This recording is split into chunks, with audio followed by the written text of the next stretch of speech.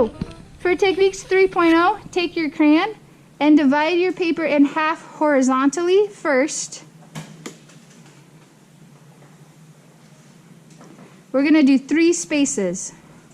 And it's okay if it's on a perfectly straight line. And then go up once vertically. And that'll give you nice 3 spaces. We're going to start out with the crayon.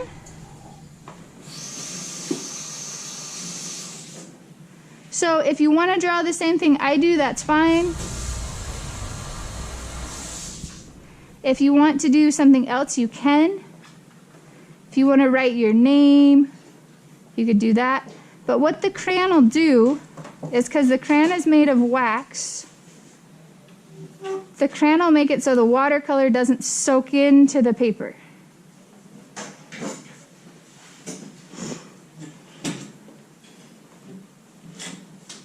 So I'm just going to do some mountains and some clouds. Again, if you'd like to do something else, feel free to. You don't have to do the same thing I do. But with the techniques, as you guys already know, we're just kind of playing around. If you grind the crayon in more to the paper, it's going to give you more wax on your paper, which is going to give you a stronger resist. And then after you're done applying the crayon, you can do a couple different things with the watercolor. You can just go to the edge of the crayon, and you'll notice that it helps you control the watercolor a little bit more.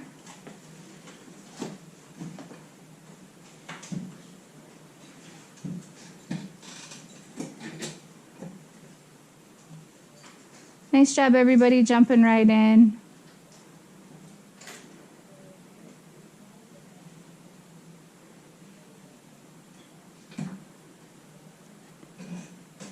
And as you move your paint around, yeah, it'll just be so much easier to keep your paint contained if you want it to stay contained.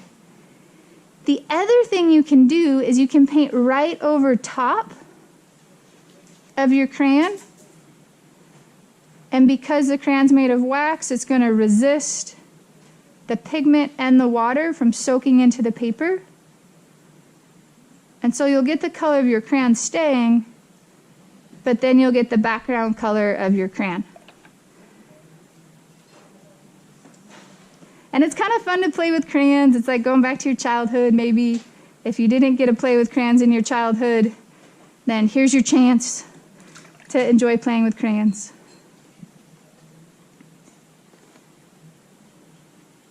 Crayon resist can also be fun for subtle details. So if you wanted to add stars in your sky and have them be yellow or white or another color, it'd be really easy to do that and paint over with a darker color, and then your stars would pop.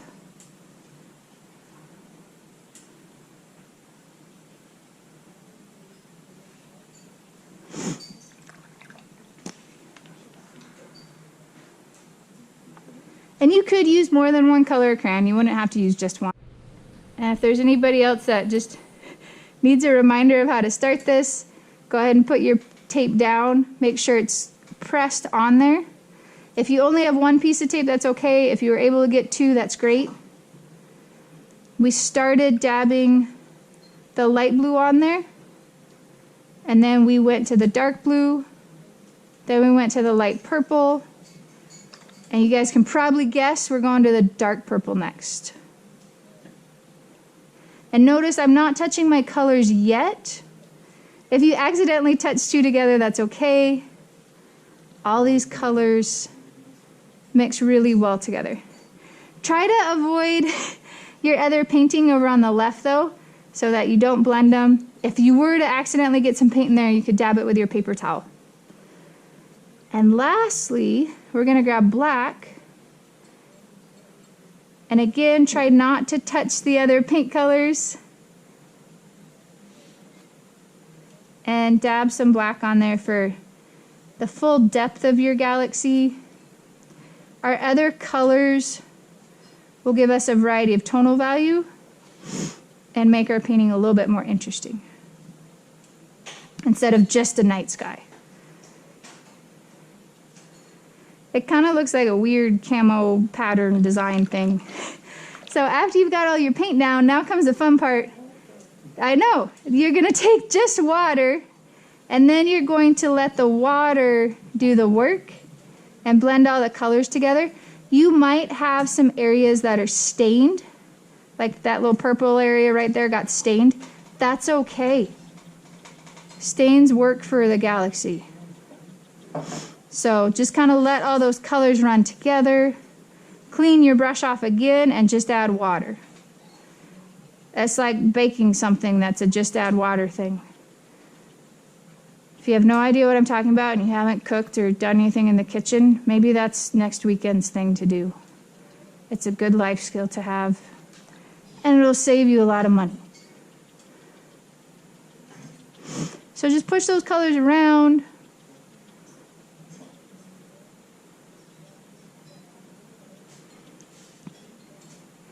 If you notice that it's getting really puddly on you, you could take your paper towel and dab it and soak up some of the pigment. Hopefully some of your colors are still bright and vibrant, but hopefully you've also got some areas that are deep, rich black so that it's giving you that depth of field and pushing the visual space back. The lighter colors will bring the visual space forward.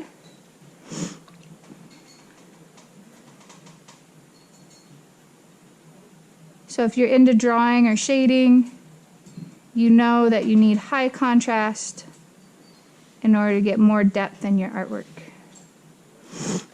If your colors got really dulled out, you could go in and, like, if I wanted a little more purple, I could add a little bit more, or another color you could. I am going to dab. I've got a weird puddle in the middle. Soak a little bit of that up. But other than that, it's kind of fun just to leave it and see what happens. For this next one, we're going to do something called paper masking. So I like to start kind of down at the bottom. And it's okay if it's not a perfect mountain. And if you finish ripping your mountain and you're like, oh, I don't like that, you can edit your mountain. Just rip it a little bit more.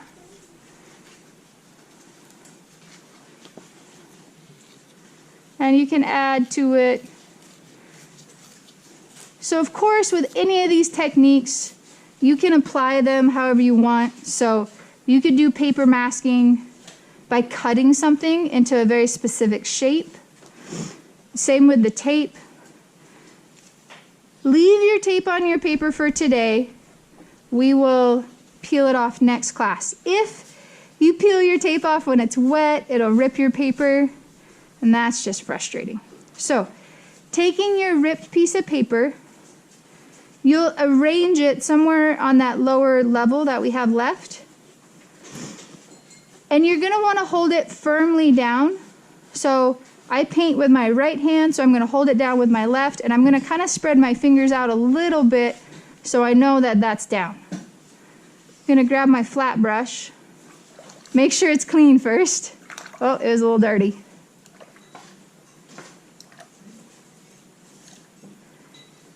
And once it's cleaned out, you're welcome to pick any color you want. And we're going to do strokes going up. Of course, we're not going to run into our other paintings. You don't want a super soaked brush for this one. It's okay if it's a little bit dried out.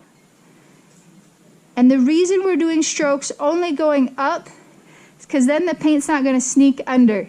If we did a stroke going down, then our paint would sneak under the paper and you wouldn't let the paper do its job. So right now the paper is protecting the paper underneath it from getting pigment on it. Again, just strokes going up. Try not to use a lot of water, so it's okay if some of my strokes almost look like dry brushing, that's all right. We're just trying to get the concept of the technique down. Then, once you've got your whole area painted, lift it carefully and kind of away from yourself. And hopefully your lines came out clean. If not, that's okay. Last period, when we did it a second time and I lifted my paper, I got some smudges on it. Not a big deal. When you make mistakes, it's just an opportunity to get creative. So like down here, I don't really like that line, so I'm just gonna go in and touch that up with my smaller brush. And now I like that a little bit better. You could put your mountain down again. Grab a color that you think will mix well with the last one you used. Do strokes going up if you wanted to have another outline. You don't have to do this, but I just want you guys to kind of see the options that you have with these different techniques. And again, if you get a few that sneak under like that, just go in and touch it up with your detail brush.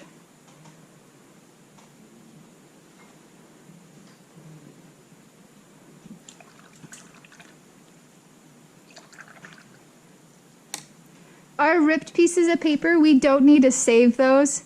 So you can kind of put those in a pile with, if you've got some extra tape, or if you have some paper towel junk, we can just leave those off to the side.